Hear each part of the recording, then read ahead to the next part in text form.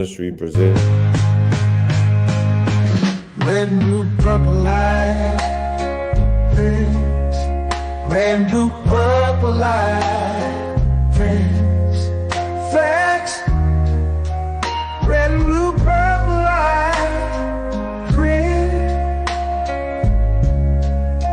Red and blue purple light, friends.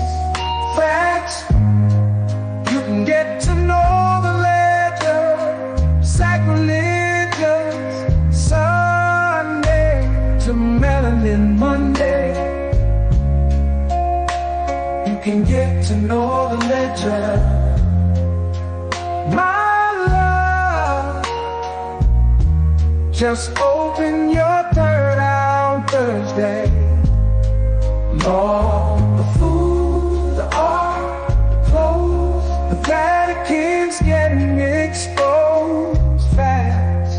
We put the show on the road. You better stay on your toes. I was till the land focused on the ego. Then I opened my heart, let go of the ego. Grand after grand, we stacking up these C notes. Facts, facts, yeah. We gon' put this shit on our backs. Facts, facts. We in your city, pull up where we at. Facts, facts. Peace, love and light. Peace, love to the family. Peace, love and light to the family. Peace, love and light to the family. These days and time, black man, is going to be the time that you have been waiting for. You came here for a reason.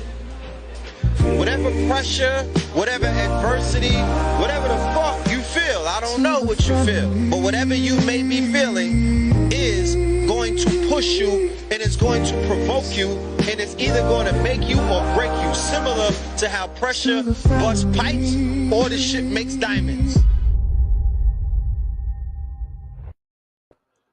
peace to the family, peace to you and yours. You are now rocking with the best. It is your host, Pope Pablo, and this is Sunday Service. Mineral Ministries presents Sunday Service, episode 113, family. And today's episode is titled, They'll Never Be Like Us. They'll never be like us. Let me put this up here.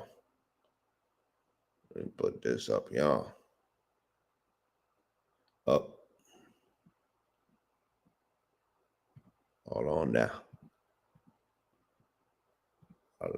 Shout out to everyone who pulled up last night's to Saints and Sinners, right? Shout out to everyone who pulled up last night to Saints and Sinners. It was an amazing presentation.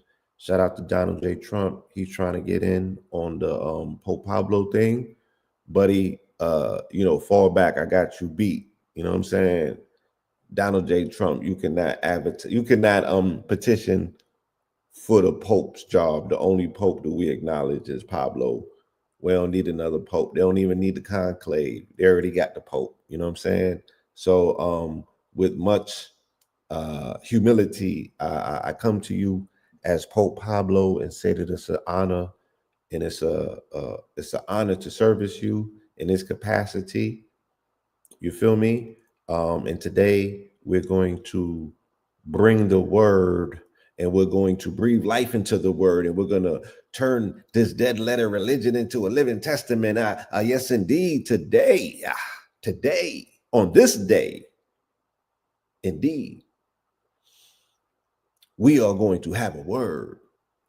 And today's episode is titled, They'll Never Be Like Us. They still not like us, and they'll never be like us. It's the 1-year anniversary of They Not Like Us. Shout out to all of the Tauruses in the building. Shout out to all of the people born on May 4th. May the 4th be with you. Shout out to my brother, 19 Keys.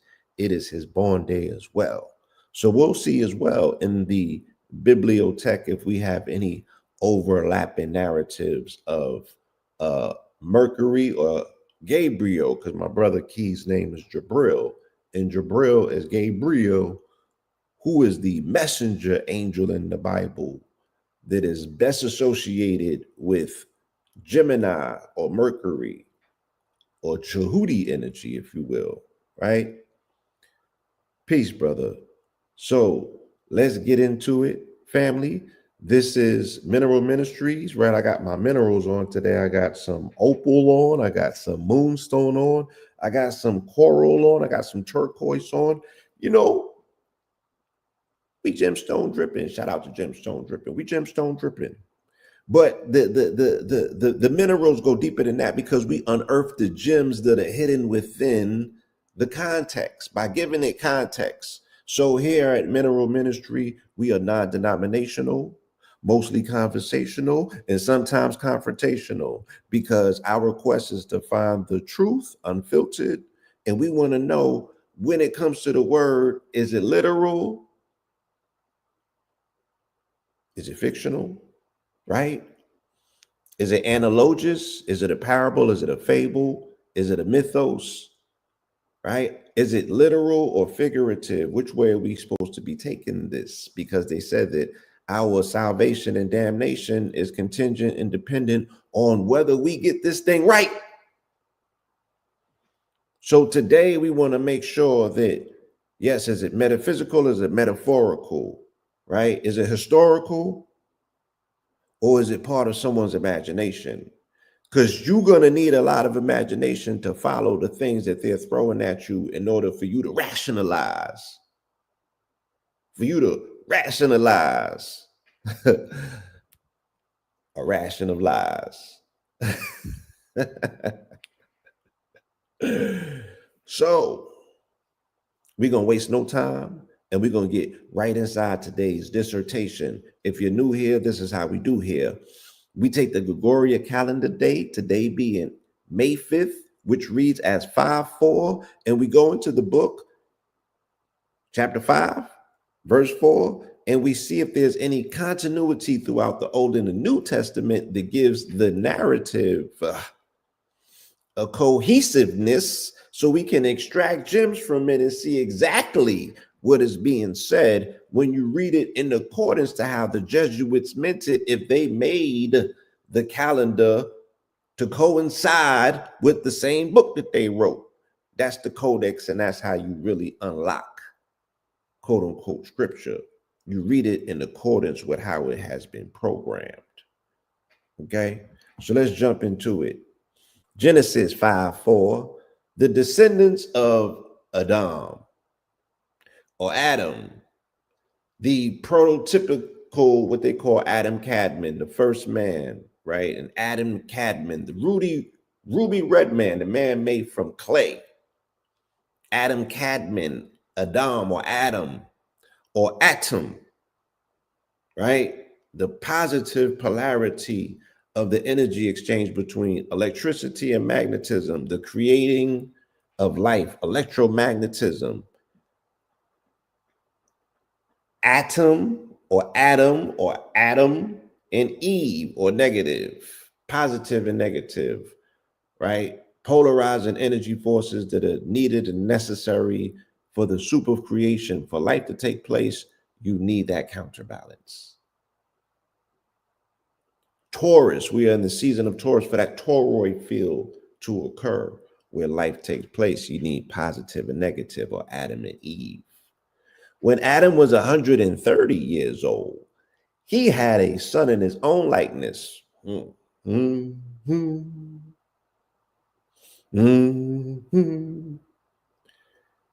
After his own image, and he named him Seth. Shout out to the Seth Low Project, Seth. And after he had become the father of Seth, or Set, Adam lived 800 years and had other sons and daughters. So Adam lived a total of 930 years, and then he died. So we see a contingency of sets popping up back to back, because Adam had a son named Set at the age of 130. And I also believe that Cain, after he slew Abel, had a son named Seth.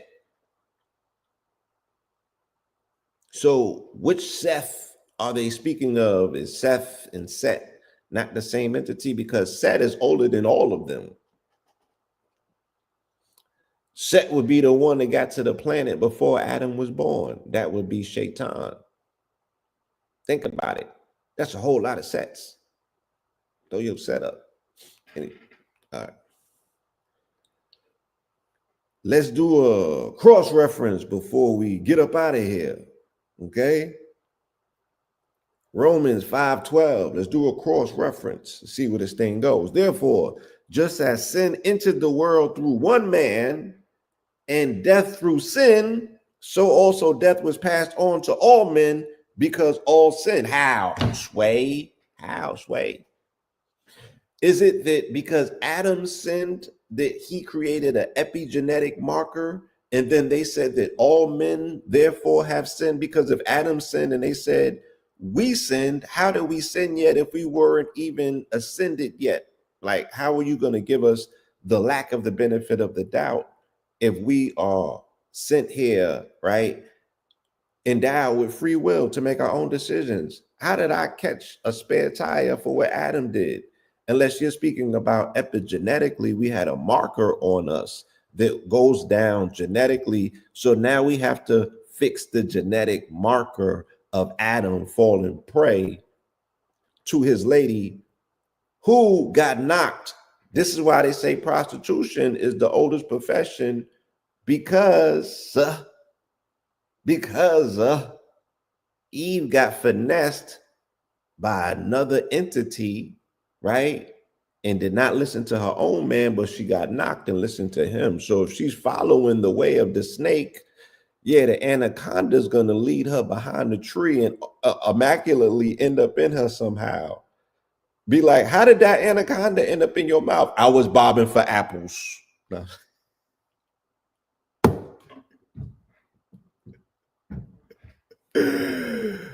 So this pimping thing goes back to the garden. And Eve was the first one to get pimped by the sly tongue of a nigga whose verses was colder than her own husband, because she followed him and she didn't follow her dude. And he was game goofy. And this is not the fault of Adam's, it's the fault of God for not endowing Adam with game, but free decisions. Right? You give a child permission with instruction, you just don't leave them in the kitchen and just tell them that you have free will in order to figure out how to make mac and cheese. That's not what you do. You just don't do that. How would he know what to eat and not to eat if he's just getting there in the garden for the very first time and he's overwhelmed by options and he's endowed with the ability to make decisions? And the first thing that he's supposed to had been paying attention to rather than his stomach was his woman, and he ain't know that. He was game goofy. You understand? And he ended up with no woman. And when he tried to put something in his stomach, now we have been stamped with sin forever. But if Jesus came and died for our sins, how are we still born in sin? How am I still getting sentenced for my sins? And if I don't offer repentance, then I go and I pay for my sins in the afterlife forever. That's triple jeopardy. The sins is not worth it, young man. Young man. So let's do a real quick recap before we move on, because we were speaking about the genealogy of Set or Seth, right? 1 Chronicles 1-1-4, it says Adam, Seth, Enoch, right? Then it's Kenan, Mahalalel, Jared, Enoch, Methuselah, Lamech, and then Noah, right? And until Noah, the experiment of quote unquote God and his humans does not go right. He fails twice and he gets it right on the third time with Noah. He failed with Adam. He failed with the children, Adam of Cain and Abel. You understand me? They scrubbed the story of Enoch, and then he ain't get it right until Noah. Okay? Let's keep it moving, y'all. Let's get to Exodus. We're out of Genesis, now we're in Exodus. This is Pharaoh's first refusal. Pharaoh's first refusal. The God of the Hebrews has met with us, they answered.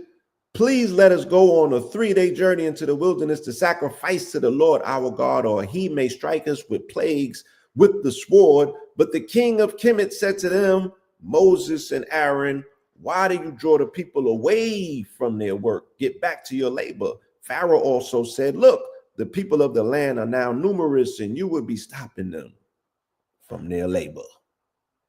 From their labor. So they try to reverse psychology, right? And make Pharaoh appear like he was massa or he was a slave driver. And they're making it appear as if the Hebrews were actually chattel slaves. Very interesting. And then this was a book that was used to justify the actual physical chattel slavery. I can't even say provable. I just finished looking at a Dan Calloway video, y'all. The jury's still out. Just give me a second. I'm gonna pray on it.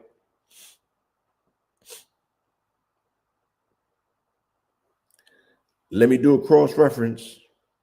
Exodus 3:7. The Lord said, I have indeed seen the affliction of my people in Egypt, Kemet, where he sent them.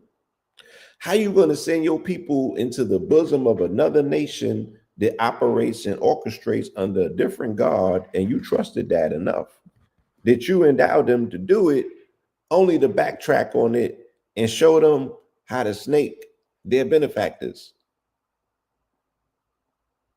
Maybe it's just me. But the king of Egypt said to them, oh, okay. I have heard them crying out because of their oppressors, and I am aware of their suffering.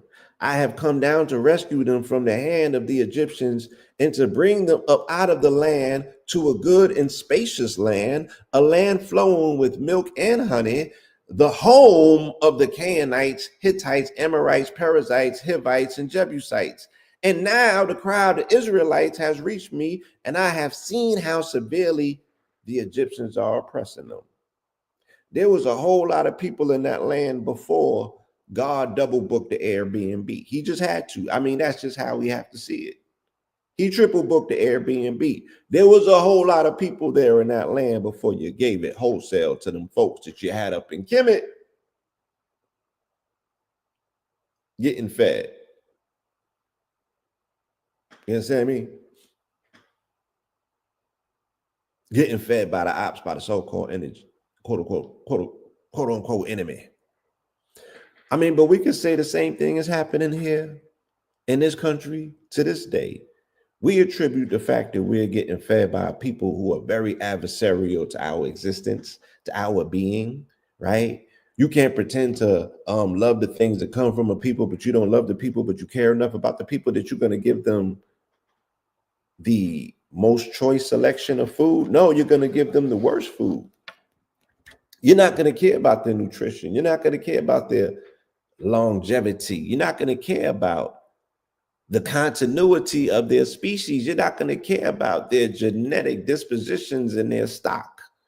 You're going to feed them slop. And you're going to make an industry out of it. And that industry is going to bring you in trillions, and you're going to justify the fact that the capital gain necessitates the fact that you say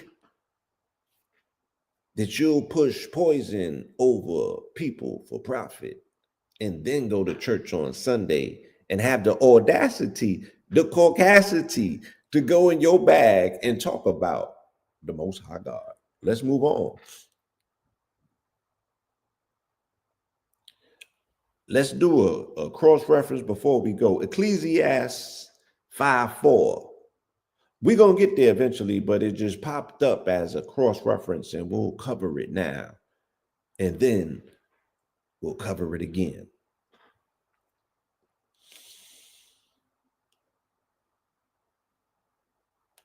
When you make a vow to God, do not delay in fulfilling it, because he takes no pleasure in fools. Fulfill your vow.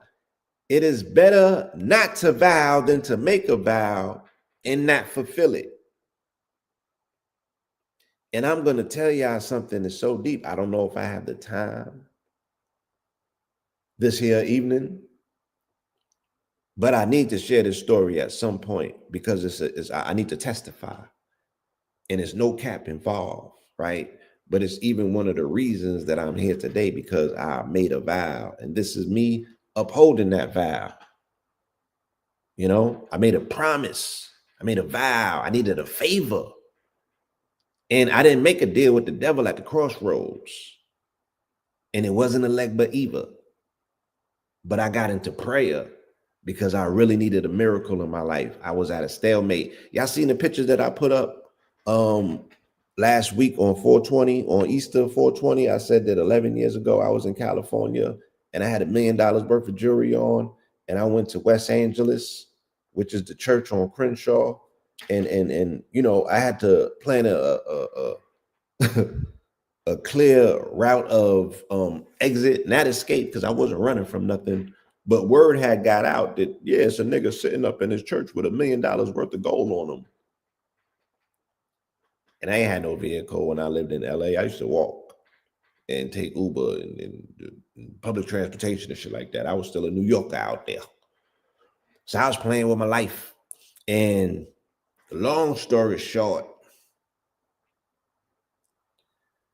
later that day, I had a cachet. I had all of the jewelry in a briefcase, like in a cachet.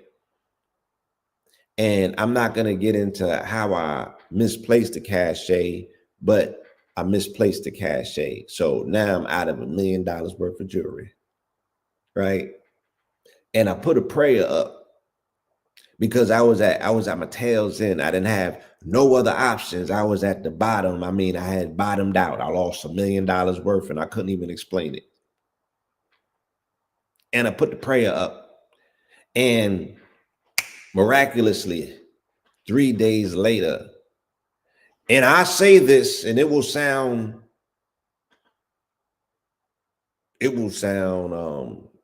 so far reaching that I have to bring the person on, because when I bring the person that can verify this, you'll see that I could not even afford like the amount of money to make this person lie. This person is hardwired with integrity. This person is hardwired with, nigga, I don't know you enough to cap for you to make myself, you know what I'm saying, subject to ridicule. That's that type of person. 3 days later, out of nowhere, the briefcase, the cachet, showed up in the back car of this person's car. Out of nowhere, out of thin air. This person got out of their car, went to get Indian food, and came back, and there was a briefcase in their back seat. And they opened the briefcase up, and it was all of the jewelry in there, still with the wrapping, the paper, and everything on it. Totally a miracle. But services were rendered, prayers were answered, miracles were made, and now the vow had to be kept. And what I had told the big homie, I said, big homie, look, I've had my issues with you, but if you show me your hand on this and convince me that you exist, I'm gonna speak your name. I'm gonna go against the grain. I'm gonna get on some real Paul shit and not be a killer of Christians. We gotta edit that. I don't mean like that in that particular, you know, I mean, ideologically, I used to cut them in half in the debates. I said, I will start speaking on the glory of the Most High God. And I will testify that there is some truth and some reality. If you approach this energy with a level of authenticity and a particular conviction, this shit will come through, specifically when you're dealing with sorcery and witchcraft, because this shit is the highest form of witchcraft. You understand me? It's the illest. The very first DEI is white Jesus. The very first form of DEI is the Roman Catholic Church. The very first form of DEI is the Pope. And all of them are cosplaying your ancestors in some version, variety, or what have you. And we are all participating and entertaining these lies to some degree without totally crashing out. To be like, nah, this shit is going far too long. It's going way too far for far too long. And it's time to pull the plug on it. So I'm here fulfilling my vow. Let me get back to this. This reading. Leviticus 5:4. Sins requiring a sin offering. Sins requiring a sin offering. So I say all of that to say, prayer is real. Prayer is real. What our nanas was doing for us, what the Annies of the world do for us,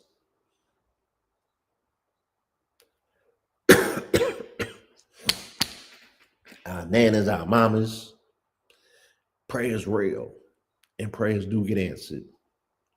Sin requiring a sin offering, or if he touches human uncleanliness, anything by which one becomes unclean, even if he is unaware of it, when he realizes it, he is guilty. Or if someone swears thoughtlessly with his lips to do anything good or evil, in whatever matter a man may rashly pronounce an oath, even if he is unaware of it, when he realizes it, he is guilty in the matter. If someone incurs guilt in one of these ways, he must confess the sin he has committed.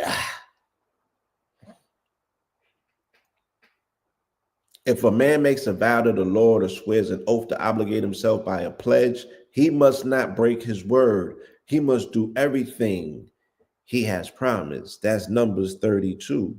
So the reason, men, please allow me to, and this gem came through deep consternation, research and study, and going through a lot of personal shit, right?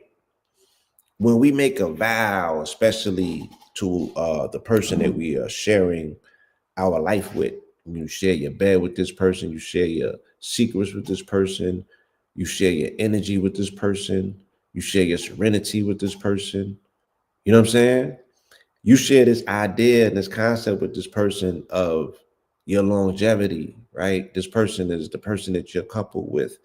And then you make a vow to this person that you're going to hold it down. Do you know that y'all have made a soul contract and formed a spiritual union? And based on that spiritual union, that everywhere that you go, that person spiritually, their committee is with you. You are tethered to that person's ancestors, that person's energy signature is always within your field. So you out and about in the world, in the streets, and you thinking that there's a separation, you and that person is entangled. How you think that you creeping on a person that's always over your shoulder? And you got a soul tie to them. And the angels is always recording your follies, what you say and what you think, my nigga. The shit that you don't even say is being recorded. So when things start breaking down and you start getting compromised, you violated your own auric field. You broke down your own protection. You destroyed the sanctity of your own word. You destroyed your own vow. Your ancestors and the rest of the entire pantheon of ancestry is sitting around looking at you melt, looking at you lose yourself because you forgot who you was, my nigga. We are not this flesh. This shit is a trick. This is the motherfucking fake out. And you fell for it. And you want to come back here amongst us, nigga, and try to front and high stand like we don't got the fucking the proof, the archive, fuck the receipts, nigga. We got it on video. We was over here recording it. It's etched, niggas, on the walls. And you over here fronting. And your whole shit is scripted on the wall. Like anyone that can see it. And you over here lying with your mouth, not knowing that we can see that the emperor ain't got no clothes. And that's how these relationships is ending up looking so funky and falling the fuck to pieces. And while Papa was a Rolling Stone, but he looked so fucking stupid in the eyes of Mama and Nana, and especially the ones with them Geechee eyes that can see through your soul. Like, nigga, you don't know that you taking us everywhere that you rolling to? That shit was rolling through my dreams, nigga. And you gonna tell me I'm bugging?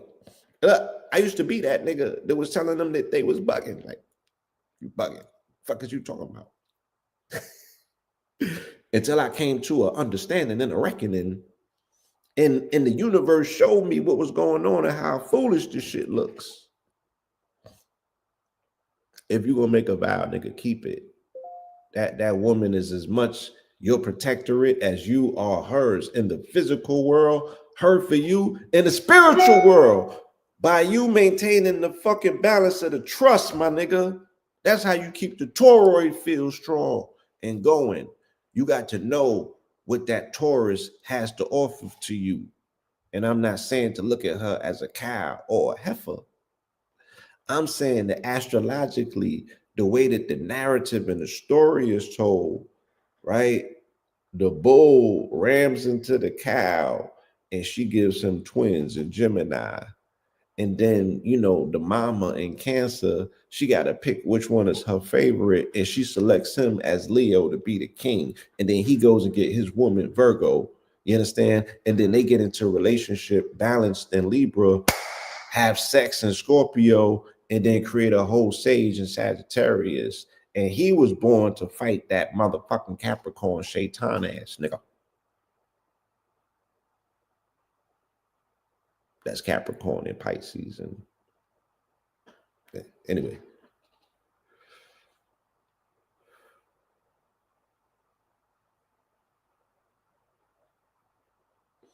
Numbers 5:4.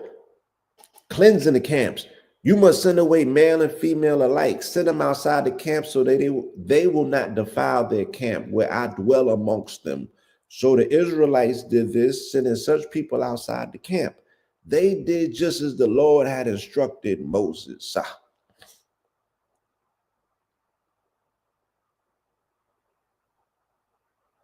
Deuteronomy 23:14. For the Lord your God walks throughout your camp to protect you and deliver your enemies to you. Your camp must be holy, lest he see anything unclean amongst you and turn away from you. Them niggas should not be in there masturbating, talking crazy behind your back, right? The walls have ears, right? The sky has eyes. Everyone is looking and listening. There's spirit around you. Spirit is at the tip of your nose at all times. You can't get away from it. And this just don't apply to what I'm saying, men creeping on women. This is women creeping on men as well. You feel me? We are spiritually tethered, entangled to one another. We have soul ties, right? The recording is taking place. If I'm with you, then you always with me. I'm going somewhere doing something that's dishonorable to you, then coming back in your face and pretending like I ain't do it. That shit makes no sense.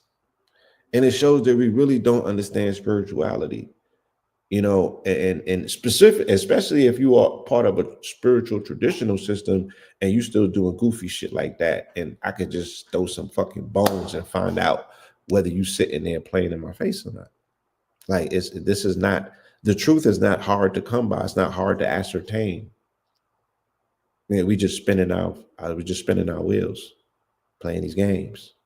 The truth is not hard to ascertain. We just here spinning our wheels, playing these games. That's a bar.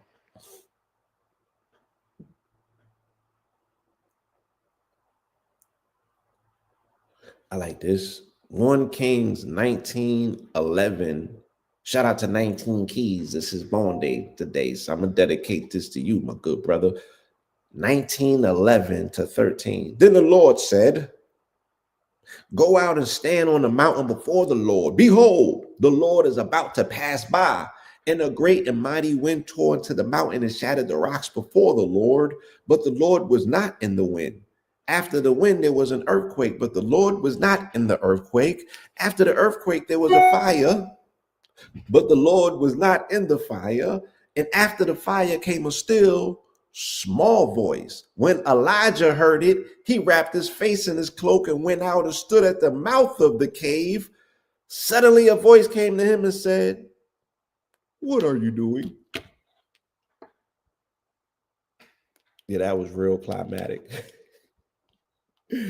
So shout out to, again, for the family that caught Saints and Sinners last night. We went into this whole breakdown about Elijah and Elias, the twins that were presented in the movie Saints and Sinners. And we also got into Eli, and we also explained the brilliant writing behind Saints and Sinners. Whoever was responsible for weaving this narrative together, it was amazing. Shout out to my brother Keys. He just tapped into the building. Salute, happy born day to my good brother. I'm gonna speak a pure life over my good brother, and I'm gonna read this verse to dedicate it to him. This is 1 Kings 19:11-13. Then the Lord said, "Go out and stand on the mountain before the Lord. Behold, the Lord is about to pass by." And a great and mighty wind tore into the mountain and shattered the rocks before the Lord. But the Lord was not in the wind. In the wind, after the wind, there was an earthquake, but the Lord was not in the earthquake. After the earthquake, there was a fire, but the Lord was not in the fire. And after the fire came a still small voice. When Elijah heard it, he wrapped his face in his cloak and he went out and stood at the mouth of the cave. Suddenly a voice came to him and said, "What are you doing? What are you doing?" Good brother. So the brilliance of the writers of Sinners, where they were able to, right? They were able to embellish the story of the prophet Elijah and Elias into the narrative, and also weave the story of Eli and Hannah by introducing the character of Annie, because Hannah and Annie, Annie means Anna, and Anna comes from Hannah, and Hannah means grace. So Grace and Annie were twins in the movie because both of their names mean grace. And Eli is the person that in the Bible, Hannah was a barren woman. She prayed for a son. She got a son named Sammy, and she brings Samuel to be raised by the prophet Eli, which is the quote unquote, not suffix, the prefix of the name Elijah and Elias, both of who were renowned prophets during their time in the Bible, right? Dealing with quote unquote Israel at a time when it was under the corruption of kings. So, or under corrupt kings, should I say. So that it was an elaborate, layered weaving of this narrative. You know, whoever wrote this majestic script, you know, they just need to give them the Oscar now and get out the way. But we're going to keep moving, right? This is the Joshua 5:4, the circumcision at Gilgal, right? So Joshua made flint knives and circumcised the sons of Israel at Gibeath Haraloth. Now this is why Joshua circumcised them. All those who came out of Egypt, all of the men of war had died on the journey in the wilderness after they had left Egypt. Though all who had come out were circumcised, none of those born in the wilderness on a journey from Egypt had been circumcised. And I'll leave it there. There's a cross correlation, of course, that we're in Taurus month, and Taurus's twin, its correlator, is Scorpio. And Scorpio is circumcision. It's the genitals that deals directly with that. I don't know if this astrotheologically is making that connection, but we're going to keep it moving, right? Judge 5:4, the song of Deborah and Barak. Listen, O kings, give ear, O princes. I will sing to the Lord. I will sing praise to the Lord, the God of Israel. O Lord, when you went out from Seir, when you marched from the land of Edom, the earth trembled, the heavens poured out rain, and the clouds poured down water. The mountains quaked before the Lord, the one of Sinai, before the Lord, the God of Israel.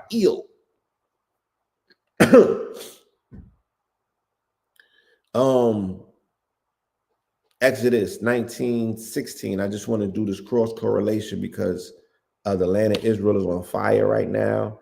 And people, wherever they're at, yeah, sovereignty won the Kentucky Derby. People are experiencing wet weather today, overcast, and things of that nature. So let me speak to this. Exodus 19:16. And these 19s keep popping up, of course. Again, paying respect and homage to our good brother 19 Keys on his born day. May the fourth be with you on this 1-year anniversary of They Not Like Us. Yes. On the third day, when morning came, there was a thunder and lightning. A thick cloud was upon the mountain. And they keep talking about these clouds on these mountains. Last time we was on that mountain, y'all, if y'all was with us, y'all remember the clouds came. The cloud descended on the mountain. And we did our sermon, and then the clouds dissipated and the sun came out. And the sun was shining. And it was bright. And we going back to that mountain real soon. A thick cloud was upon the mountain, and a very loud blast of the ram's horn went out, and we did that, so that all of the people in the camp trembled. We didn't do that. Then Moses brought the people out of the camp to meet with God, and they stood at the foot of the mountain, and we did that. Mount Sinai was completely enveloped in smoke because the Lord had descended on it in fire, and the smoke rose like the smoke of a furnace, and the whole mountain quaked violently, and we did that. Shout out to America Sutton, the most angelic voice on the planet. 1 Samuel 5:4, the ark afflicts the Philistines. When the people of Ashdod got up early the next morning, there was Dagon falling on his face before the ark of the Lord. So they took Dagon and returned him to his place. But when they got up early the next morning, there was Dagon falling on his face before the ark of the Lord, with his head in his hands broken off and lying on the threshold. Only the torso remained. That is why to this day the priests of Dagon and all who enter the temple of Dagon and Ashdod do not step on the threshold, right? So this is an example, again, as they showed you in the movie Raiders of the Lost Ark, and they speak about it numeral occasions throughout this book, that there's such a cosmic force that's contained in that particular box, that if you approach it the wrong way, if you do something out of line with the ceremony that's required for you to handle the Ark of the Covenant, you will be disemboweled and you know, all sorts of things. And there's a lot of narratives that speak to that, right? That cosmic force. So yeah, let us be the carriers and the conjurers of the force that's needed and necessary to carry the ark, to access the ark on some, you know, Excalibur shit. You could pull the sword out the stone, right? That's you. Why not? Why not? That's you, right? That us, not them. They not like us. Never. You feel me? Never. Let's do a cross reference, right? Jeremiah 52, announce and declare to the nations, lift up a banner and proclaim it. Hold nothing back when you say, Babylon is captured, Bel is put to shame, Marduk is shattered, her images are disgraced, her idols are broken into pieces. Ooh, this is deep. I know that the Anunnaki clan, y'all got that ball? Y'all need that one again? I'm gonna get that one to y'all. That's Jeremiah 52. They talking crazy about Marduk, y'all. And Baal and all of the Babylonian gods, right? That we can see clear evidence to this day that these are the people who are behind the curtain operating in public as the veneer, you know, i.e. synagogue of Satan's and things of that nature. Hint, hint.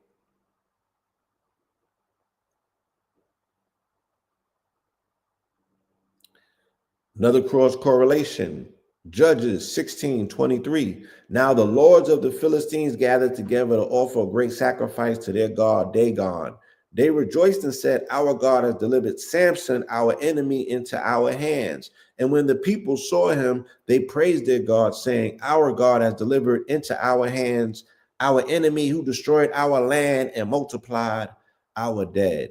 There's an interesting overlapping observation that some of the decoders are making about Samson and Sammy in the movie Sinners, about the temptation of the woman, with Shorty being like the prototypical Delilah. 2 Samuel 5:4, David anointed king over Israel. So all of the elders of Israel came to the king at Hebron, where King David made with them a covenant before the Lord, and they anointed him king over Israel. David was 30 years old when he became king, and he reigned 40 years. In Hebron, he reigned over Judah 7 years and 6 months, and in Jerusalem, he reigned 33 years over all of Israel and Judah. Okay. So this is the introduction of the King David reign. 1 Kings 5:4, materials for the temple. As you are all well aware, due to the wars waged on all sides against my father David, he could not build a house for the name of the Lord his God until the Lord had put his enemies under his feet. By now the Lord my God has given me rest on every side, and there is no adversary or crisis. So behold, I plan to build a house for the name of the Lord my God, according to what the Lord said to my father David. I will put your son on your throne in your place, and he will build the houses. He will build the house for my name. Right? So now this is getting into the covenant and the contract, right, that was allegedly put in place by David, which was giving him the power and the endowment to win these wars. And then his progeny, Solomon, would build a temple, right, in honor of, quote unquote, the Most High God, or that power, that Shekinah, that war God that comes through and allows them victory in war.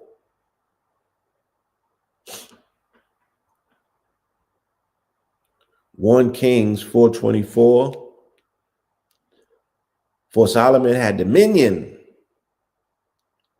There's a difference. Domination or dominance is different than dominion, right? Christendom pushes domination. Christianity speaks about dominion. There's a difference. The approach is different, right? The way that you propagate the Prince of Peace is different if you believe in dominion, as opposed to if you are talking about the Prince of Peace, but every time you show up is at the barrel of a gun or the tip of a sword. How can you push peace like that?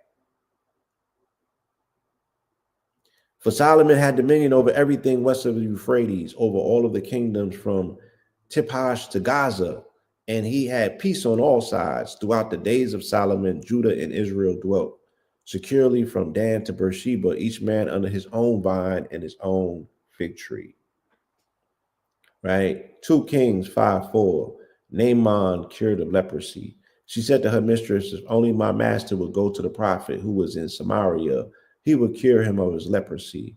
And Naaman went and told his master what the girl from the land of Israel had said. Go now, said the king of Aram, and I will send you with a letter to the king of Israel. So Naaman departed, taking with him 10 talents of silver, 6,000 shekels of gold, and 10 sets of clothing. He had that drip. He brought the drip with him. Right? So, they was running that leper racket was deep. You know what I'm saying? That leper racket was deep. Let me do a cross correlation, right? And now they're doing the reverse. Shout out to Vibes Cartel. Now niggas is bleaching and shit like that. Shout out to Vibes Cartel for coming home in his original color. I don't know how you did it, buddy. You know what I'm saying? They said that you had bad ventilation. I don't know what son Vibes Cartel had to get his color back. But salute nonetheless. Salute. It's reverse leprosy. Salute. Luke 4:27. And there were many lepers in Israel in the time of Elisha the prophet, yet none of them was cleansed, only Naaman the Syrian. Right? 1 Chronicles 5:4. The descendants of Reuben. Now we don't gotta do that. 2 Chronicles 5:4. The ark enters the temple. So all of the men of Israel came together to the king at the feast in the 7th month. When all of the elders of Israel had arrived, the Levites took up the ark, and they brought up the ark in the tent of meetings with all of its sacred furnishings. The Levitical priests carried them up. Right. So only the Levitical priests can handle the ark. I think it was called Gershonites. Right. There was Kohathites. My bad. The Kohathites. Numbers 4:15. When Aaron and his sons have finished covering the holy objects and all of the equipment, as soon as the camp is ready to move, the Kohathites shall come and do the carrying, but they must not touch the holy objects, or they will die. These are the transportation duties of the Kohathites regarding the tent of meetings, right? Everyone had a role to play, and there were instructions and specifications. I would love to see something like that come back, right? That people know that they're born to have a role to play, and they're born into their tribe and their clan to play that role, their trade, their union, right? Their craft. And then they play that role to the best of their ability. And then other people respect the fact that that's their craft. And then you go to the craftsman for the craft. You know, things moved a lot smoother then. Ezra 5:4, temple rebuilding resumes. Oh, temple rebuilding resumes. At that time, Titaniah, the governor of the region west of the Euphrates, Shethar Bozaniah, and their associates went to the Jews and asked, "Who authorized you to rebuild this temple and restore this structure?" They also asked, "What are the names of the men who are constructing this building?" But the eye of their God was on the elders of the Jew, so they were not stopped until the report was sent to Darius and written instructions about this matter were returned.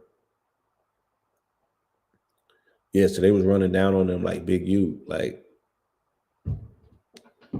who you checked in with? You got a G pass to be over here shooting this movie, right? The Persians, the Xerxes and them was running down on them like, nah, son, the hell is y'all doing? Nehemiah 5:4. Nehemiah defends the oppressed. Others were saying, we are mortgaging our fields, our vineyards, and our homes to get grain during the famine.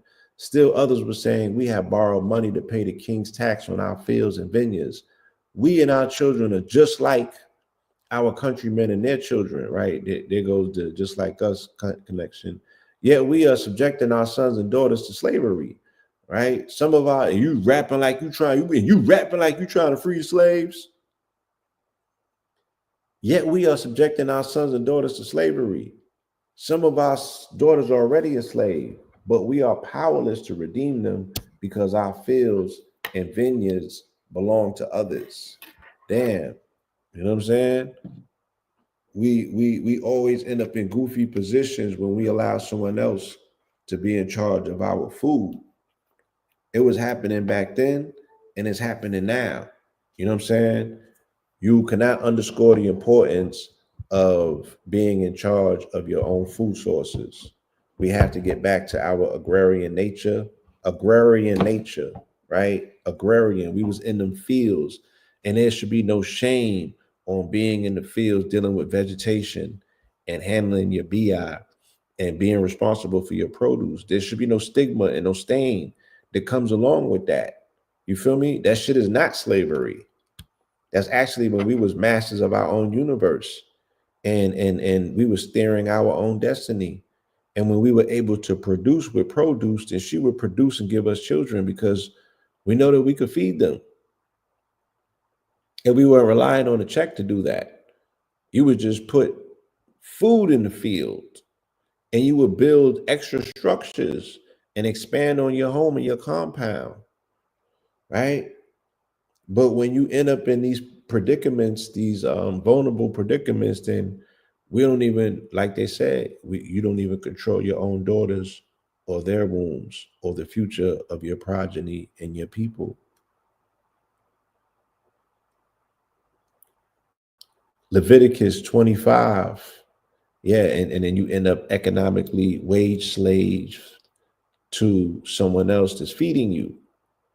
And in the process of feeding you, they're breaking you down at the same time and compromising the integrity of our genetic stock. Now, if your countryman man becomes destitute and cannot support himself amongst you, then you ought to help him as you would a foreigner or stranger, so that he can continue to live among you. Do not take any interest or profit from him, but fear your God, that your countryman may live amongst you.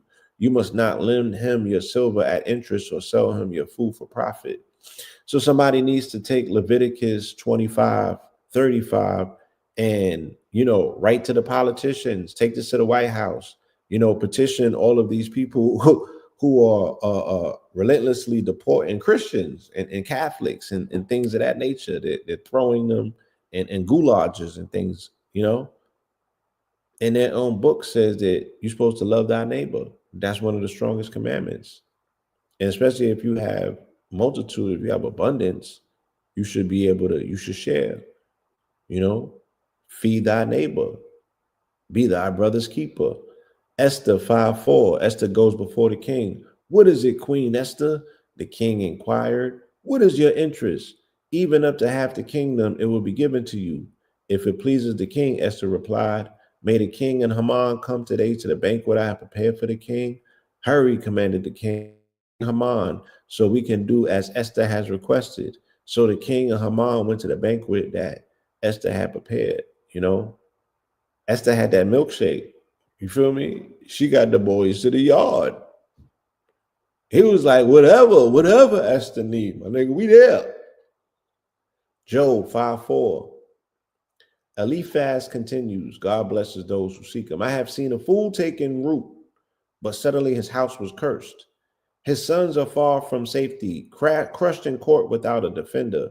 The hungry consume his harvest, taking it even from the thorns, and the thirsty pant after his wealth. They talking greasy again. They got that language. They be talking greasy. Isaiah 57:13 as a cross reference before we move on. When you cry out, let your companies of idols deliver you. Woo! Talking crazy. Nigga said, when you cry out, right? See if that money that you worship is gonna motherfucker answer your prayers. Right? What about that little wooden doll that you got over there? Does that shit work? Do they show up? Is there any miracles attached to that? It said, when you cry out, let your companies of idols deliver you. Yet the wind will carry off all of them, a breath will take them away. But he who seeks refuge in me will inherit the land and possess my holy mountain. Talking crazy. Let's keep it moving.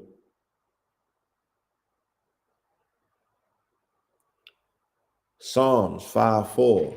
Give ear to my words. All right.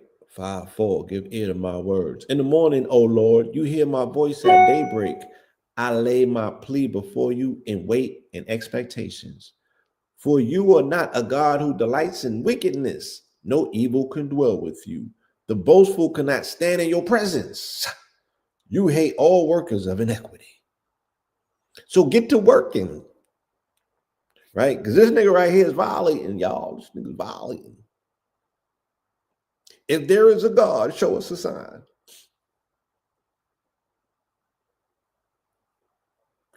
Let's keep it moving. I want to do a cross reference. This one sounds powerful, right? Habakkuk 1:13. Your eyes are too pure to look upon evil, and you cannot tolerate wrongdoing. So why do you tolerate the faithless? Why are you silent while the wicked swallow up those more righteous than themselves? Right? I would say the same applies. Listen.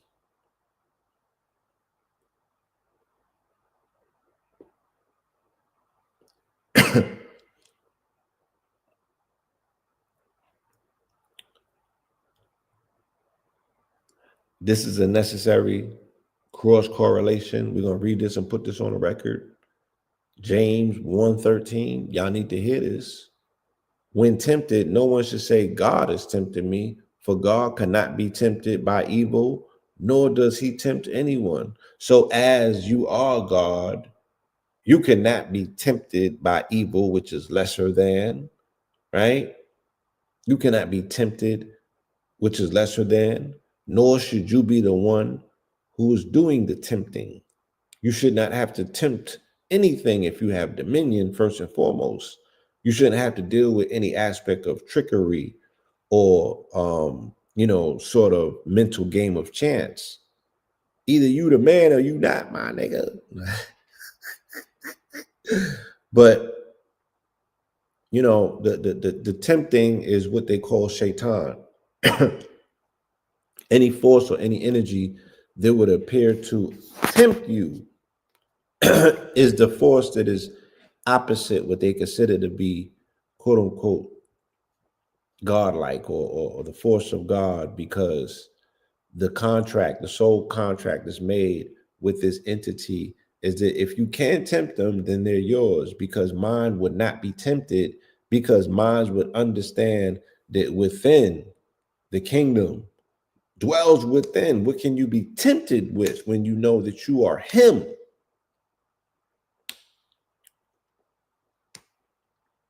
Proverbs 5:4. Avoiding immortality. Though the lips of the forbidden woman drip honey, and her speech is smoother than oil, in the end she is bitter as wormwood, sharp as a double-edged sword. Her feet go down to death. Her steps lead straight to Sheol. Whoa, Jesus Christ. Like I said, they be talking. They be talking. When they banish you, when they got something foul to say about you, they say it in the most liturgically poetic way. Shit sound crazy. So the forbidden woman is the woman in the red dress, right? That's the apple that you were supposed to eat in the forest. You feel me? That's the Jezebel. That's the vixen. That's the one that's off hands. She looks real appealing. You know what I'm saying? Her fruit look like is very succulent, but it's forbidden for a reason, right? She got the clap. She got that thing. You don't want it. You know what I'm saying? She a soul snatcher. So they said, though the lips of the forbidden woman drip honey, but she talked that talk. She talked that sass, right? She got you wrapped around her finger. You thinking about it. You about to crash out. You about to throw it all away. She about to get you. She about to sink the fangs into you, right? Though the lips of the forbidden woman drip honey and her speech is smoother than oil, and you tend to forget that your entangled spiritual other is with you, that her granny committee is right above your shoulder, that her auntie and them was just making you a batch of some motherfucking sipping some feel good, and here you go, nigga. You creeping and you about to fall for the biggest trick of them all. You about to goddamn forget about it. Same way when you grab that Vaseline and you don't think granny there no. You was just praying to granny last night though. You was just on your knees talking about mama. But when you went to Pornhub, nigga, you threw all that shit out the window. You just forgot all of a sudden that Nan and them be hanging out, right? And they still praying for you from the other side. But you just block everything out. You won't hear nothing. Yeah, that's that shit that they're talking about. That's that shit right there that they talking about. They say her speech is smoother than oil. They said in the end, she is bitter as wormwood. You know, wormwood is so bitter that the shit gets rid of parasites. That's how bitter wormwood is. That's how bitter wormwood is. Her feet go down to death, right? The bitch is rooted in death. That's where her roots go down to hell, nigga. She's spawned from spawn. She's there to trick you out of your bag. And hey, if you fall for it, you fall for it. This is the realm of temptation. You came here to see if you know yourself or not. He who knows himself will not fall prey to temptation. That's what the temptation of quote unquote Christ was about. But if you are confused or if you forgot, then you have the ability to fall prey. You know what I'm saying? And God is saying that you're not part of frontline offense anyway. You're not 144,000. Yeah, they cooked Shannon. I mean, Shannon Sharp cooked himself. I would say he got cooked on an SS ritual because the lawsuit came out on 420. 420 was on a Sunday, my nigga. How you gonna do a federal? You gonna do a case in court on a Sunday in California? The 420 is Hitler's birthday. It was a SS ritual. Speaking about the purity aspect of this is what these white supremacists got boots on. They got boots on niggas' grounds right now because they want to take their woman back. Right? They're fighting for the eggs. They're fighting for the they're fighting for Becky, my nigga. They're fighting you back from Becketh. Shit is getting out of control. This 50-year social experiment is not benefiting them. They have negative birth rate. And there's a tanning of America epidemic. You can have all the money in the world, my nigga. They don't have their women, and their wombs are not producing their next generations. That's a problem for them. And they're responding to it. If you don't notice,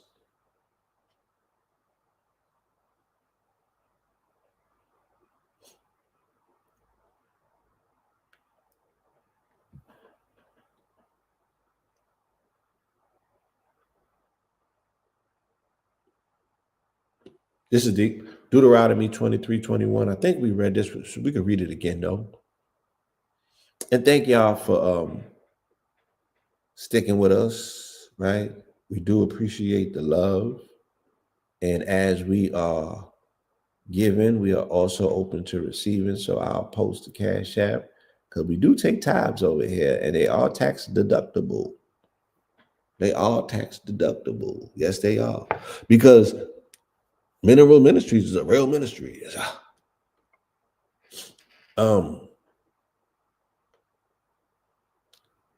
If you make a vow to the Lord your God, do not be slow to keep it, because he will surely require it of you, and you will be guilty of sin. But if you refrain from making a vow, you will not be guilty of sin. Be careful to follow through on what comes from your lips, because you have freely vowed to the Lord your God with your own mouth.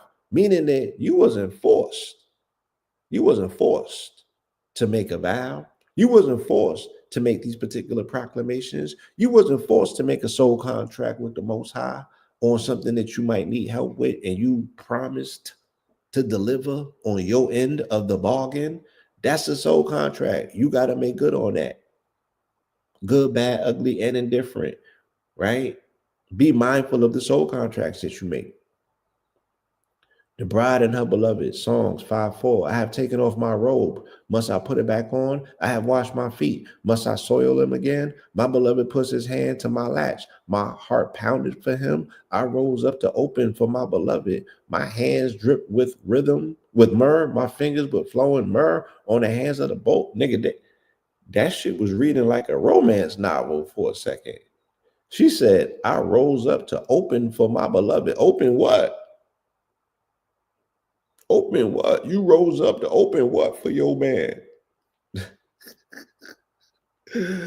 Let's keep it moving, because they was over there.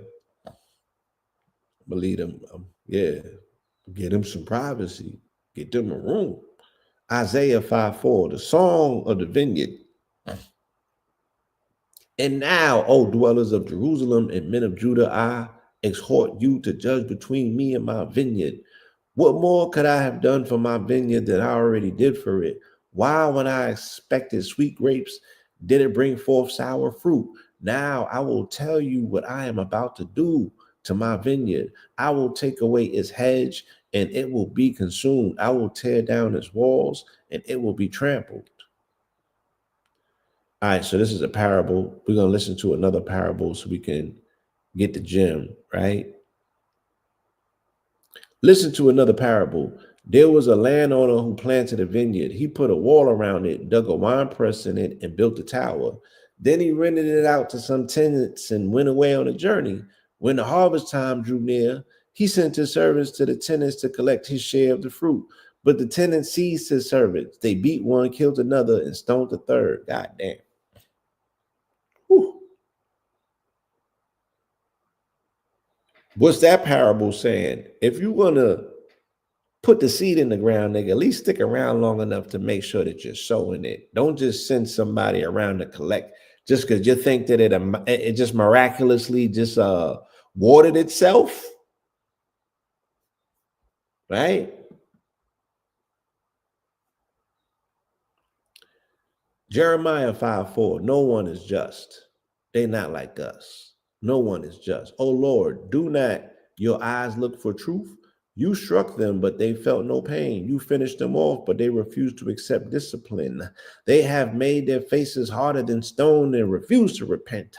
Then I said, they are only the poor. They have played the fool, for they do not know the way of the Lord, the justice of their God. I will go to the powerful and speak to them. Surely they know the way of the Lord, the justice of their God, but they too, with one accord, have broken the yoke and torn off the chains.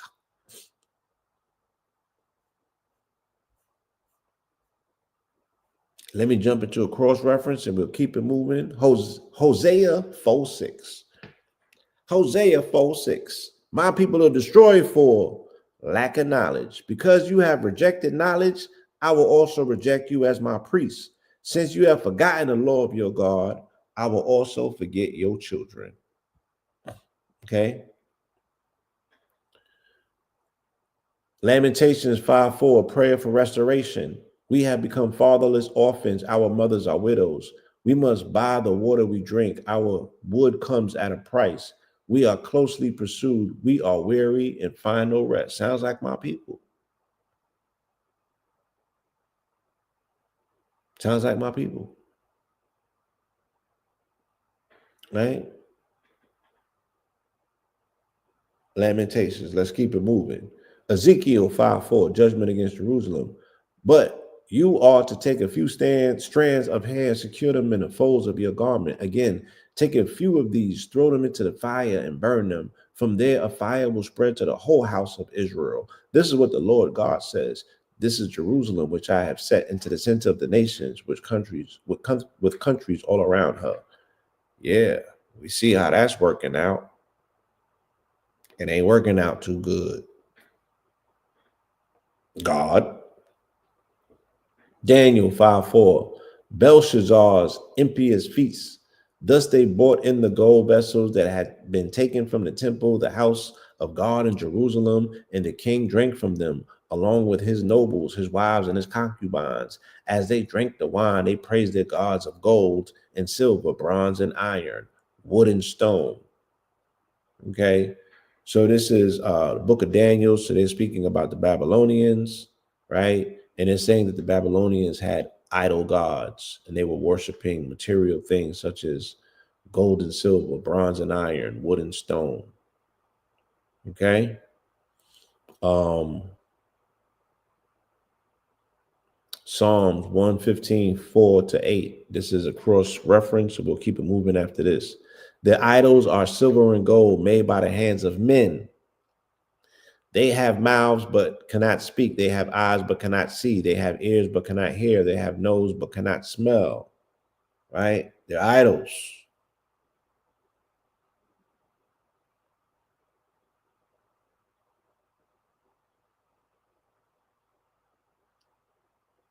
Hosea 5:4, God's judgment on Israel and Judah.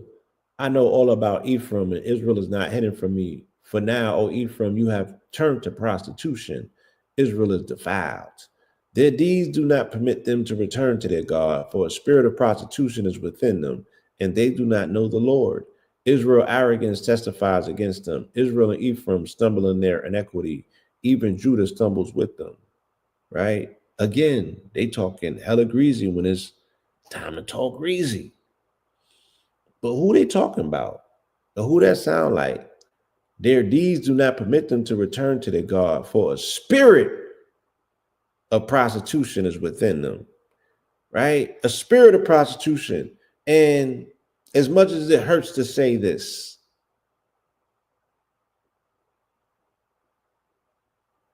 let me do a cross correlation and then I'll go into it. Therefore, the Lord said, these people draw near to me with their mouths and honor me with their lips, but their hearts are far from me. Their worship of me is but rules taught by men, right? What are we doing in our own spirit to honor our relationship with the Most High? We're following these fallible, funny, funky ass rituals that are set in place by the church that are not necessarily rooted in anything that is authentic because they don't follow it. And we've never seen anything necessarily come from it. We're our own ceremonial rituals. What do we naturally do? Right? And do we have the spirit of prostitution so steeped in us genetically? Right? And what does that look like? What is the spirit of prostitution? How many generations are we going to have children that we offer into industries to pursue bad contracts? How do we volunteer still to show up to sign bad contracts?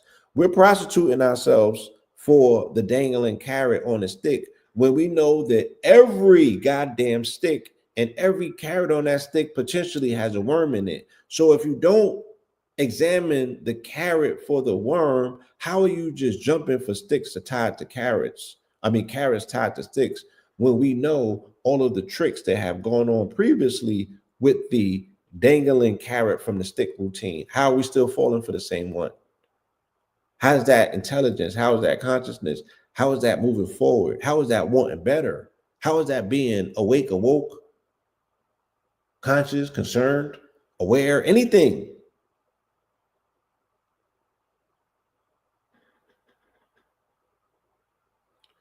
Micah 5:4, a ruler from Bethlehem. Therefore, Israel will be abandoned until she who is in labor has given birth.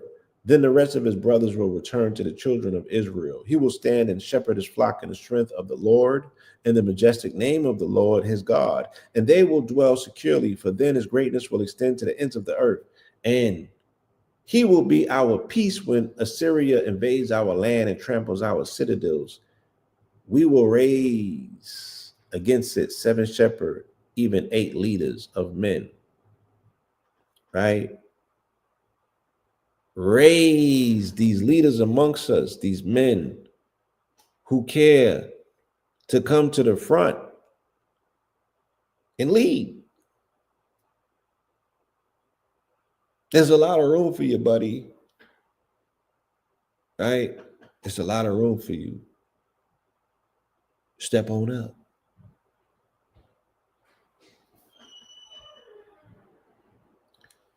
Zechariah 5:4, the vision of the flying scroll. Then he told me, this is the curse that is going out over the face of all of the land. For according to one side of the scroll, every thief will be removed. And according to the other side, every perjurer will be removed. I will send it out, declares the Lord of hosts, and it will enter the house of the thieves and the house of him who swears falsely by my name. It will remain inside his house and destroy it down to its timbers and stones. That's some strong ass magic. Right? That's some strong ass. You send a scroll, and the scroll got a spell, and the spell is going to eradicate the people that it's targeting. That's some strong magic. That should sound like a drone.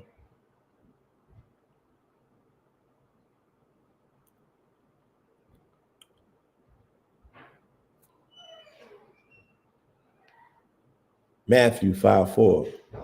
The Beatitudes. Blessed are the poor in spirit, but theirs is the kingdom of heaven. Blessed are those who mourn, for they will be comforted. Blessed are the meek, for they will inherit the earth. Right? Now we're in New Testament. Now the language changes, and now it gets real anglicized, and everything sounds so rosy now, right? This is when the lights come out. Not in this part. We're in Mark 5:4, and this one is interesting. The demons and the pigs, they're still not like us. They will never be like us. This man had been living in the tombs and could no longer be restrained, even with chains. Though he was often bound with chains and shackles, he had broken the chains and shattered the shackles. Now there was no one with the strength to subdue him. Night and day in the tombs and in the mountains, he kept crying out and cutting himself with stones. He was like Frankenstein, but he had a demon in him. He had a spirit in him. And if you ever seen somebody possessed, they have extraordinary strength. You know what I'm saying? They say that there's nothing physically weak about demons. They have extraordinary strength. You know what I mean? But they don't stack up to, you know what I mean, that God strength. Pure light.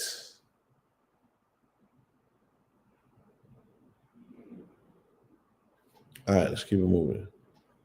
Luke 5:4, the first disciples. Jesus got into the boat belonging to Simon and asked him to put out a little from shore. And sitting down, he taught the people from the boat. When Jesus had finished speaking, he said to them, "Put out into deep water and let down your nets for a catch." "Master," Simon replied, "we have worked hard all night without catching anything, but because you say so, I will let down the nets." Got to have faith. So they went fishing, right? They went fishing. John 5:4. Okay. Now there is in Jerusalem near the sheep gate a pool with 5 covered colonnades, which in Hebrew is called Bethesda. On these walkways lay a great number of the sick, the blind, the lame, and the paralyzed.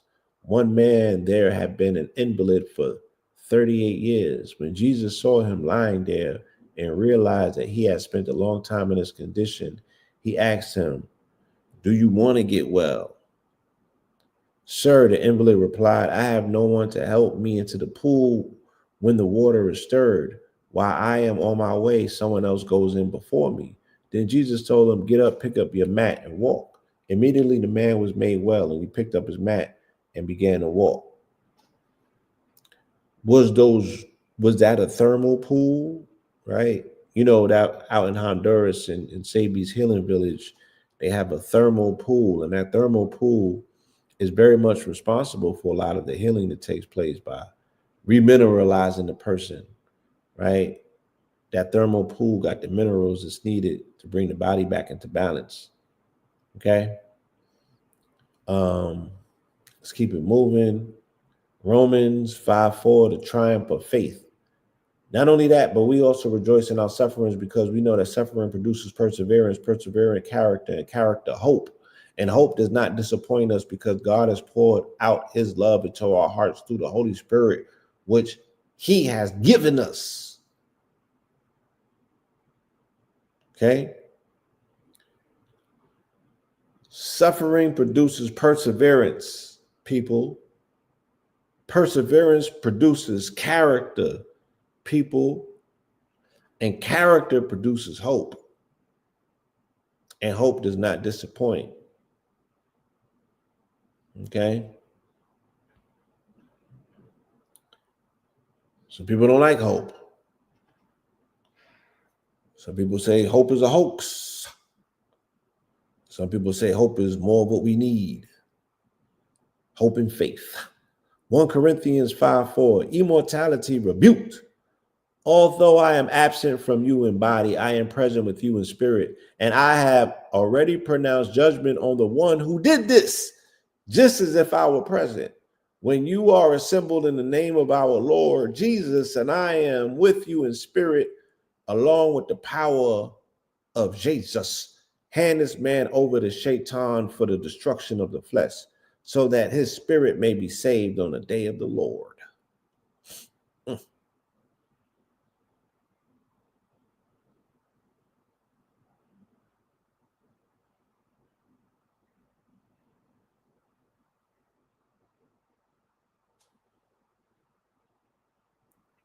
keep it moving. 2 Corinthians 5:4, our eternal dwelling. Because when we are clothed, we will not be found naked. So while we are in this tent, we groan under our burdens because we do not wish to be unclothed, but clothed, so that our mortality may be swallowed up by life. And God has prepared us for this very purpose and has given us the Spirit as a pledge of what is to come. Let's do a cross correlation to this. 1 Corinthians 15:53. For the perishable must be clothed with the imperishable, and the mortal with immortality. When the perishable has been clothed with the imperishable, and the mortal with immortality, then the saying that is written will come to pass: death has been swallowed up in victory. Let's keep it moving. Galatians 5:4, freedom in Christ.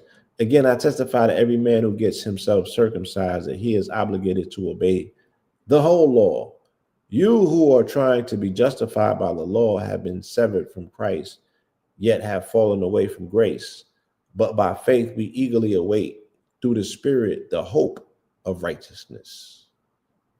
We're going to keep it moving. Ephesians, imitators of God. But amongst you, as is proper amongst the saints, there must not be even a hint of sexual immorality, or of any kind of impurity, or of greed. Nor should there be obscenity, foolish talk, or cruel joking, which are out of character, but rather thanksgiving. For of this you can be sure: no immoral, impure, or greedy person, that is, an idolater, has any inheritance in the kingdom of Christ and of God. Right? So why should this same criteria not be necessary for the priests, for the priesthoods, for the Roman Catholic priests in particular, the ones who have categorically violated the sanctity of people's peace of mind, criminally trespassed it on people's freedoms and their bodies, right? Why is this not the same criteria that amongst you, as is proper amongst the saints, there must not even be a hint of sexual immorality, or any kind of impurity, or of greed, nor should there be obscenity, foolish talk, or cruel joking, which are out of character, but rather there should be thanksgiving. We don't categorically see that. 1 Thessalonians, the day of the Lord, while people are saying peace and security, destruction will come upon them suddenly, like labor pains on a pregnant woman, they will not escape. But you, brothers, are not in the darkness, so that this day should overtake you like a thief. For you are all sons of the light and sons of the day. We do not belong to the night or to the darkness. They say what? The night belongs to the sinners. And I'm not knocking the night. I was born in the night. You know what I'm saying? My initials is PM. You feel me? But for the most part, as of lately, I've been getting my rest and sleep in the night. I've not been up at night chasing what the night has to offer. And the night is a beautiful bosom. It's a beautiful womb to create in. You know what I'm saying? If you are taking your creative abilities and the creative energy that is magnetized and available in nighttime hours and creating, salute to you. But for those of us that, still be chasing it, trying to figure it all out still, grinding our wheels, burning that midnight oil, get you some rest. 1 Timothy 5:4, support for widows, honor the widows who are truly widows. But if a widow has children or grandchildren, they must first learn to show godliness to their own family and repay their parents, for this is pleasing in the sight of God. The widow who is truly in need and left alone puts her hope in God and continues night and day in her petitions and prayers. The perfect high priest, this is Hebrews 5:4. That is why he is obligated to offer sacrifices for his own sins as well as for the sins of the people. No one takes this honor upon themselves. He must be called by God just as Aaron was. So also Christ did not take upon himself the glory of becoming a high priest, but he was called by the one who said to him, "You are my son. Today I have become your father. James 5:4, warning to the rich. We're almost finished, y'all. Your gold and silver are corroded. Your corrosions will testify against you and consume your flesh like fire. You have hoarded treasures in the last days. Look, the wages you withheld from the workmen who mowed your fields are crying out against you. The cries of the harvesters have reached the ears of the Lord of hosts. You have lived on earth in luxury and self-indulgence. You have fattened your hearts in the day of slaughter. Ha! Nigga. Warning to the rich. James 5:4. Let's close this thing out, y'all. 1 Peter 5:4. Instructions to elders. Not lording it over those entrusted to you, but being examples to the flock. And when the chief shepherd appears, you will receive the crown of glory that will never fade away. Young men, in the same way, submit yourselves to your elders. And all of you, clothe yourselves with humility towards one another, because God opposes the proud, but gives grace to the humble. Let's finish this out. Overcoming the world. 1 John 5:4. For this is the love of God, that we keep his commandments, and his commandments are not burdensome, because everyone born of God overcomes the world. And this is the victory that has overcome the world, our faith. Who then overcomes the world? Only he who believes in Christ as the Son of God. I mean, you know, I got a lot to say about that. I'll keep it to myself for the second. Let's finish in Revelations 5:4, the scroll with 7 seals. But no one in heaven or on earth or under the earth was able to open the scroll or look inside of it. And I began to weep bitterly, because no one was found worthy to open the scroll or look inside of it. Then one of the elders said to me, do not weep. Behold, the Lion of the tribe of Judah, the root of David, has triumphed to open the scroll and its 7 seals. Right? So the books are open and the seals are broken. And family, we are definitely in those times, and these times are high tide times. So high tides lift all boats. You understand me? Open your mind, open your hearts. Understand that the parable and this narrative, when they speak about this Jesus and this Christ, they're speaking about you stepping into the wholeness of yourself, embracing the right hemisphere of your brain, right? The creativity, the artistic part of you, right? The divine feminine aspect of who you are, the 90% that's unexplored, the 10% that's asked for with tithing is the left hemisphere. That's what we are dealing with. You know, when we come here with logic, trying to make sense of this information, trying to make sense of the scripture, treating it like it's literal, married to the word, right? We become zealots with this shit. But this thing is about creativity. It's about the intuition and intuitiveness. How does the word make you feel? Does it resonate with you? Is it familiar? Do I have to read these stories and these words for you to know these parables and these lessons and these messages? You know what I'm saying? It shouldn't be this difficult, right? Lead with love. Attempt to open all 4 valves of your heart and feel the thing out. How does it feel? How does it feel to you? If it don't feel right, then it ain't right. And as simple as that. So I want to say thank you once again for journeying with us, for this amazing presentation, right? They'll never be like us, because they will never entertain all 4 ventricles of their hearts to be 4-valve loving. They'll never lead with compassion. You know what I'm saying? They'll never be Christ-like. They'll never love their neighbor as themselves, right? They don't have the capacity to do that. But you do, which makes you so much greater, which makes you so much closer to your creator, which makes you so much able to vibrate greater. So with that, again, I want to say thank you, family. I appreciate the time we have spent, and my opportunity to service this community with this good word on this Sunday afternoon. All right. Show us some love. Hit the Cash App, $Blue Dream 917. Right. Your donations are going directly to heaven. We appreciate you. Peace, love, and light.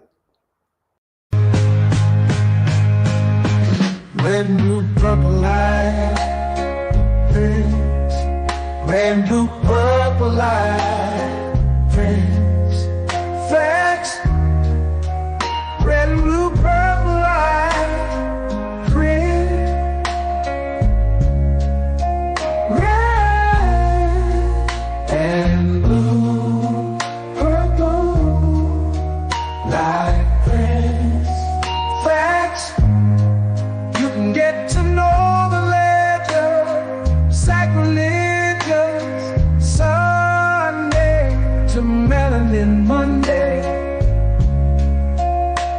You can get to know the ledger, my love. Just open your third eye on Thursday. Lord, the food, the art, the clothes, the Vatican's getting exposed fast. We put the show on the road. You better stay on your toes. I was till the land focused on the ego. Then I opened my heart, let go of the ego. Grand after grand, we're stacking up these C notes. Facts, facts, yeah. If we don't put this shit on our backs. Facts, facts. We in your city, pull up where we at. Facts, facts. Peace, love and light. Peace, love to the family. Peace, love and light to the family. Peace, love and light to the family. These days and time, black man, is going to be the time that you have been waiting for. You came here for a reason. Whatever pressure, whatever adversity, whatever the fuck you feel, I don't know what you feel, but whatever you may be feeling is going to push you, and it's going to provoke you, and it's either going to make you or break you, similar to how pressure busts pipes or the shit makes diamonds.